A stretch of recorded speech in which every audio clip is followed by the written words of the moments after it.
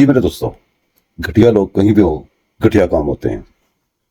आपको एक घटिया आदमी की मैं अभी स्पीच सुनाता हूं, जो कि बेवकूफ बना के अपनी सियासत खेल के बाहर से दुश्मनों को लाके अंदर से दोस्तों अपने दोस्तों को बुला के अपना कारोबार चमकाता रहा।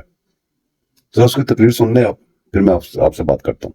मैं पाकिस्तान में उन ताकत के ऐवानों में जो एमपीए बनने जा रहे हैं, एमएनए बनने जा रहे हैं, सेनेटर बनने जा रहे हैं, मिनिस्टर बनेंगे, कैबिनेट बनेगी, मैं सिर्फ कायदे मोहतरम की तवज्जो दिलाना चाहता हूँ कि कायदे मोहतरम आप बराए मेहरबानी पूरे पाकिस्तान की एक्सरसाइज कर रहे हैं, टिकटों के हवाले से सबको सुन रहे हैं। इनको ये भी पूछें कि जब मुश्किल वक्त था इनमें से बहुत सारे कहाँ थे।